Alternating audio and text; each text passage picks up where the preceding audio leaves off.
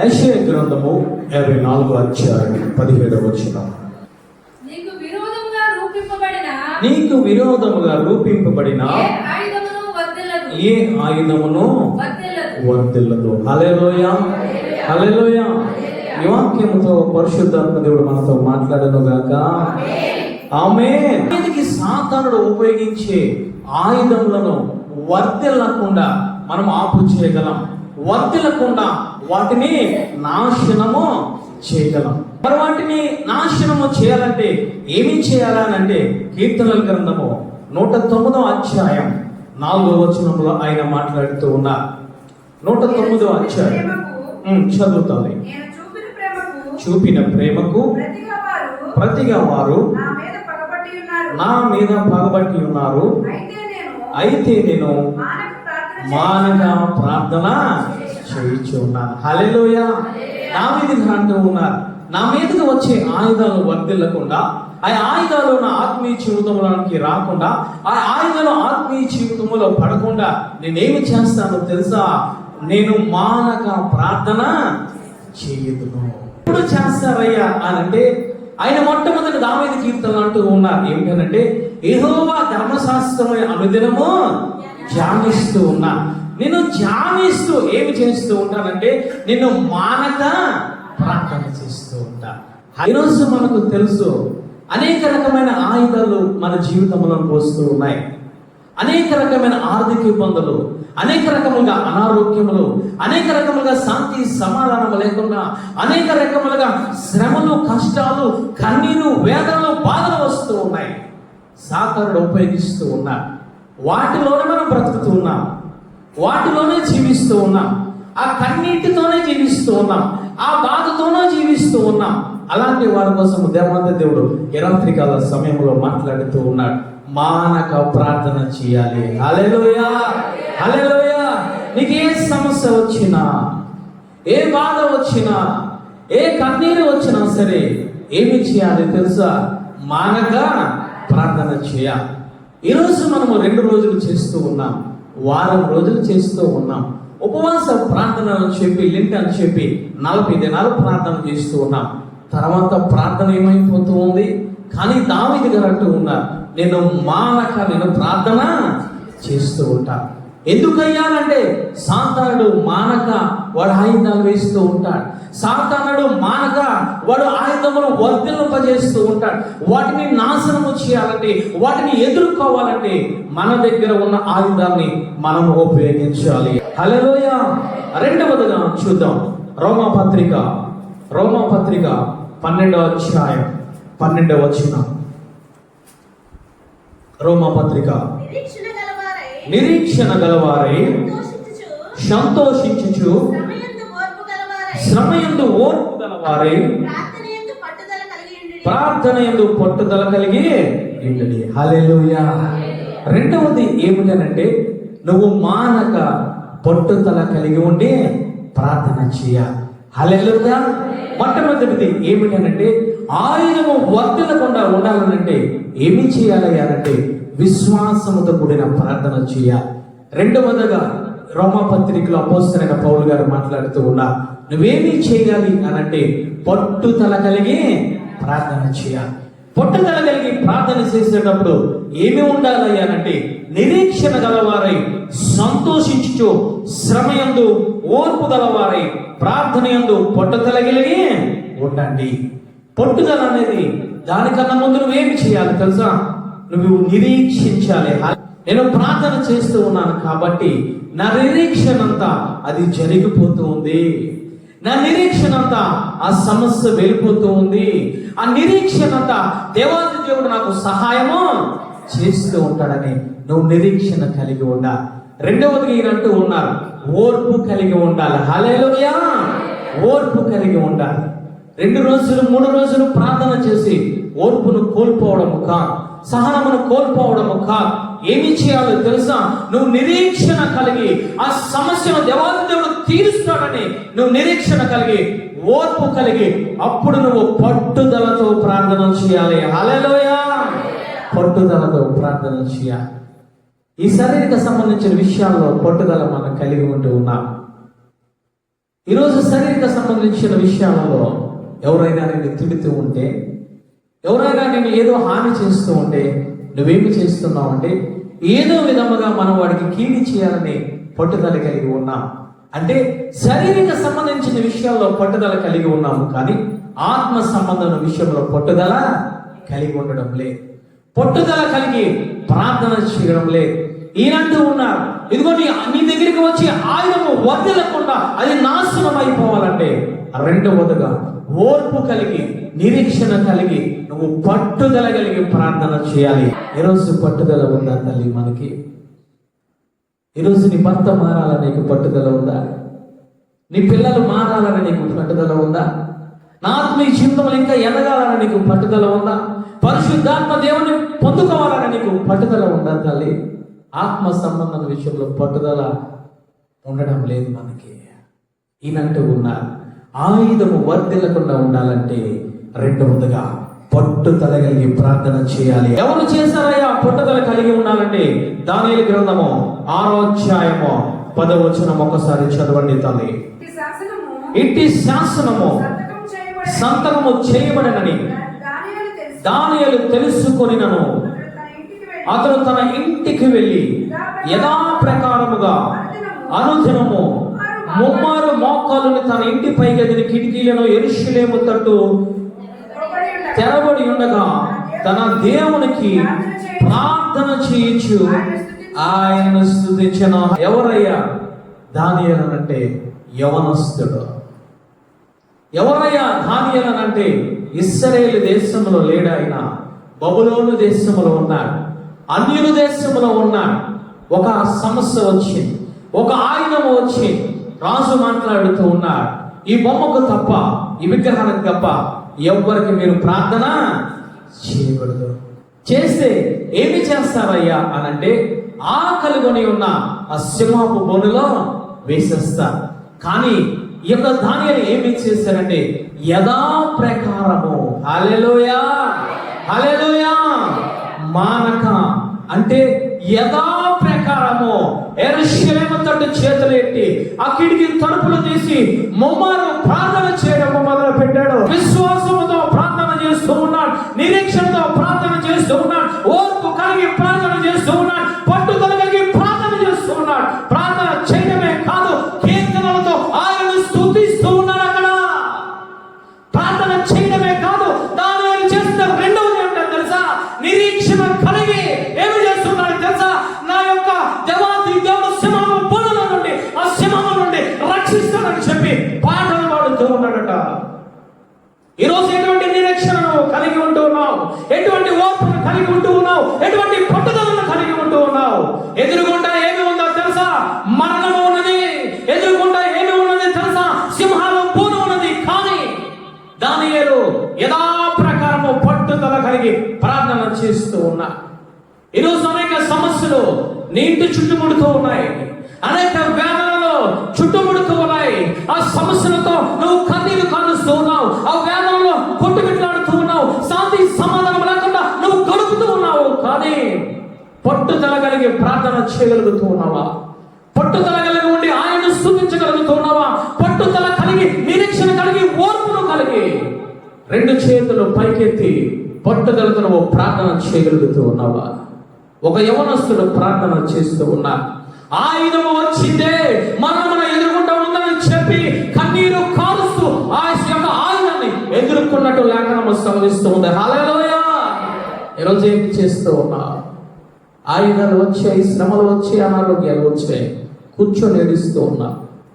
ఆ ఏడుపేదో దేవాది దేవుని దగ్గర హల్లెలూయా హల్లెలూయా, ఆ ఆయుధం నాశనం అయిపోతుంది. దానియేలు ఏమి చేశారంటే, దానియేలు ప్రార్థన మానలేదు. ఏమి చేశారు? మనుషులందరూ తీసుకెళ్లి సింహాల బోనులో వేసేశారు. సింహాలు హాని చేయలేదు. ఆయుధం ఆగిపోయింది, ఆయుధము నాశనం అయిపోయింది. ఎందుకు తెలుసా? మానక నిత్యము నిరీక్షణతో ఓర్పు కలిగి పట్టుదల కలిగి ప్రార్థన చేస్తూ ఉన్నాడు. కాబట్టి ఆయుధము నోళ్ళు ముయ్యబడ్డాయి. హల్లెలూయా. నీటిలో సమస్యలు వస్తూ ఉన్నాయా? కన్నీరు వస్తూ ఉందా? వేదన వస్తూ ఉందా? ఆ వేదన నోళ్ళు ముయ్యాలనంటే నీ చేతులు ఆయుధాన్ని నువ్వు పైకి లేవనెత్తో కన్నీరు కాచు, ప్రార్థన చేయి, ఉపవాసములో. ఇక్కడ దానియేలు చేసింది ముమ్మారు ప్రార్థన చేశాడు. అక్కడ జరిగింది ఏమన్నానంటే ఆయుధము వర్ధిల్లలే. మరి ఎవరికి వర్ధిల్లిందయ్యా ఆయుధము అనంటే 24 చదువు తల్లి. 24 రాజు ఆజ్ఞ ఇయ్యగా దానియేలు మీద నింద మోపిన మనుష్యులను తోడుకొని వచ్చి సింహముల గుహలో పడవేసిరి, వారిని వారి కుమారులను వారి భార్యలను పడదోసిరి. ఆ గుహ అడుగునకు రాకమునుపే సింహములు పాలై సింహములు వారి ఎముకలను సహితము పొగల కొరికి పొడి చేసను. హల్లెలూయా. ఎవరైతే దానియేలుకు వ్యతిరేకంగా కుట్ర చేశారో, దానియేలుకు వ్యతిరేకంగా ఆయుధాలు వారు పంపిస్తూ ఉన్నారో, దానియేలు ప్రార్థన చేయగా, దానియేలు పట్టుదలతో కన్నీరు కాచగా ఏమి జరిగింది? దానియేలు దగ్గరికి వచ్చిన ఆయుధం ఆగిపోయింది. ఎవరైతే ఉపయోగించారో వారి కుటుంబాలు, వారి భార్యలు, వాళ్ళ పిల్లల్ని సింహాలు ఏమి చేశాయి తెలుసా? ఇంకా అడుగుకు వెళ్ళక ముందే వారి ఎముకలను నలగొట్టి పొడి చేసేసేట. హల్లెలూయా. ఆయుధము పొడైపోయింది. ఆయుధము ఏమి జరిగిందయ్యా? శక్తి లేనిగా మారిపోయింది. ఎవరైతే ఉపయోగించారో ఆయుధము, ఏ కుటుంబాలైతే చేతులు కలిపాయో, ఏ కుటుంబాలైతే ఆ యొక్క పన్నాగమును పన్నారో, ఏ కుటుంబములైతే దానియేలు మీదకు వ్యతిరేకంగా ఆయుధాలు సృష్టించారో, ఆయుధము తిరిగి వెళ్ళి దానియేలు నుంచి కుటుంబాలను కొట్టేసింది. హల్లెలూయా. కారణం ఒకటే, పట్టుదల కలిగి ప్రార్థన చేశారు. ఈరోజు నీకు పట్టుదల కలిగి ఉండి నువ్వు ప్రార్థన చేయగలుగుతూ ఉన్నావు తల్లి. 1 రోజు 2 రోజులు ప్రార్థన చేస్తూ ఉన్నాం. మనం మాట్లాడేది ఏమిటనంటే నా ప్రార్థన దేవుడు ఎందుకు ఆలకిస్తా. ఆ విధముగా దానియేలు అనుకోలేదు. దానియేలు ఆయుధాన్ని, ఆ యొక్క మనుషులు ఉపయోగించిన ఆయుధాన్ని చూసి భయపడలేదు, కానీ ముమ్మారు ప్రార్థన చేస్తూ ఉన్నారు. ఈరోజు శ్రమలు వస్తూ ఉన్నాయి. సింహము వలె, గర్జించు సింహం వలె సాతానుడు నీ ఇంటి మీదకి వస్తూ ఉన్నాడు, నీ పిల్లల మీదకి వస్తూ ఉన్నాడు, నీ అనారోగ్యాన్ని తెప్పిస్తూ ఉన్నా, నీ ఆరోగ్యాన్ని పాడు చేస్తూ ఉన్నా, నీకు శాంతి సమాధానం లేకుండా వాడి చేస్తూ ఉన్నా. ఈరోజు నువ్వు చేయవలసింది దానియేలు వలె పట్టుదల కలిగి ప్రార్థన చేయి. హల్లెలూయా. ఎవరైతే ఉపయోగించారో వారి నాశనం అయిపోతారు. ఎవరైతే ఉపయోగించారో వెళ్ళి దేవాది దేవుడు వారిని పొడి చేసే దేవుడు. హల్లెలూయా. ఇక్కడ ఎవరైతే ఉపయోగించారో ఎముకలు, ఒకసారి చదవండి తల్లి, ఎంత భయంకరముగా ఆ దేవాంతి దేవుడు అక్కడ వర్ణించడం జరిగిందో. సింహాలు పాలైరి, సింహము వారి ఎముకలను సహితము పగలగొరికి ఏమి చేశాయట? పొడి చేశాయి. అంతవరకు నువ్వు పట్టుదల కలిగి ఉండాలి. నీ ఆయుధము తిరిగి వెళ్ళి నీ విరోధుల మీద పడి అది పొడయ్యే వరకు నువ్వేం కలిగి ఉండాలి? పట్టుదలగి ఉండి నువ్వు ప్రార్థన చేయాలి. ఈరోజు ఎటువంటి ప్రార్థన చేస్తూ ఉన్నాము తల్లి? దానియేలు నీలాంటి నాలాంటి మనుషులే. శద్రకు మేషకు నీలాంటి నాలాంటి మనుషులే వారు. ఎందుకు ఆ ఆయుధాన్ని తిరిగి పంపించారు? ఎందుకు ఆయుధము వారి జీవితంలో వర్ధనలేదు? గల కారణము ఏమిటో తెలుసా? విశ్వాసముతో కూడిన ప్రార్థన, పట్టుదలతో కూడిన ప్రార్థన. ఈరోజు మనము చేయగలుగుతూ ఉన్నామా తల్లి? సమస్య వస్తూ ఉంటే ఎదట మనుషుల మీద ఆధారపడుతూ ఉన్నా, సమస్య వస్తూ ఉంటే యాజకుల మీద ఆధారపడుతూ ఉన్నా. ఇక్కడ యవనస్తులైన బిడ్డలు ఎవరి మీద ఆధారపడలేదు. హల్లెలూయా. దేవాతి దేవుని మీద ఆధారపడ్డారు, ప్రార్థన పూర్వకంగా ఆధారపడ్డారు, ఆయన విశ్వాసముతో వారు ఆధారపడ్డారు, పట్టుదల కలిగి ప్రార్థన పూర్వకంగా ఆధారపడ్డారు. ఈ రాత్రికాల సమయంలో దేని మీద నువ్వు ఆధారపడుతూ ఉన్నావు? నీ శక్తి మీద, నీ బలం మీద, నీ ధర్మం మీద, నీ ఆరోగ్యం మీద దేవాంతి దేవుడు మాట్లాడుతూ ఉన్నాడు. నీ కుటుంబంలో శాంతి సమాధానములు ఉండాలంటే నీ బిడ్డల అభివృద్ధిలో ఉండాలంటే, నువ్వు ఇంకా ఆత్మీయ జీవితంలో ఎదగాలంటే, నీ మీదకు వచ్చే ఆయుధములను వర్ధల చేయకుండా నాశనం చేయగలగాలంటే, ఆయుధము, అస్సలైన ఆయుధము నీ చేతిలో దేవాది దేవుడు పెట్టాడు. దావీదు గారు అంటూ ఉన్నారు, మానక ప్రార్థన చేస్తూ ఉన్నా. ఏ విధముగా చేస్తూ ఉన్నారు? దివారాత్రుల వాక్యాన్ని ధ్యానిస్తూ ప్రార్థన చేస్తూ ఉన్నా. రెండవదిగా ఏమిటి అనంటే, విశ్వాసముతో కూడిన ప్రార్థన చేయాలి, పట్టుదలతో కూడిన ప్రార్థన చేయాలి. చివరగా ముగించుకుందాం. మార్కు రాసిన సువార్త 9వ అధ్యాయం 29వ వచనం ఒక్కసారి చదివి మనం ముగించుకుందాం. మార్కు రాసిన సువార్త, అందుకు ఆయన ప్రార్థన వలనే గాని మరి దేని వలనైనను ఈ విధమైనది వదిలిపోవట అసాధ్యమని వారితో చెప్పాను. శిష్యులతో దేవాంత దేవుడు మాట్లాడుతూ ఉన్నారు. ఒక దురాత్మను వెలగొట్టలేకపోయారు 12 మంది శిష్యులు కలిసి. ఒక దురాత్మతో పోరాడలేకపోయారు. ఒక దురాత్మను మీద విజయం సాధించలేకపోయారు శిష్యులు. అలాంటి శిష్యులతో దేవాంత దేవుడు మాట్లాడుతూ ఉన్నాడు. మీ జీవితంలో విజయం సాధించాలండి, మీ జీవితంలో అపజయములు ఉండకూడదండి. మీ జీవితంలో ఏదైతే ఆయుధము వస్తుందో ఆ ఆయుధము వర్ధనకుండా నాశనమైపోవాలనండి. ఒకటి ఏమిటయ్యా అనంటే ఆయన అంటూ ఉన్నారు, ప్రార్థన వల్లనే గాని మరి దేని వలన ఈ విధమైనది వదిలిపోవట అసాధ్యమని శిష్యులతో మాట్లాడుతూ ఉన్నాడు. పరిశుద్ధాత్మ దేవుడు ఈ రాత్రికాల సమయంలో నీతో మాట్లాడుతూ ఉన్నాడు. నువ్వే సమస్యలో ఉన్నావో, ఏ బాధల్లో ఉన్నావో, ఏ కష్టాల్లో ఉన్నావో, ఏ అనారోగ్యంతో ఉన్నావో, ఏ శాంతి సమాధానం లేకుండా నువ్వు కొన్నాళ్ళుగా బాధపడుతూ ఉన్నావో, ఒకటి పరిష్కార మార్గము ప్రార్థన చేయాలి. హల్లెలూయా. మానక ప్రార్థన చేయాలి, విశ్వాసంతో కూడిన ప్రార్థన చేయాలి.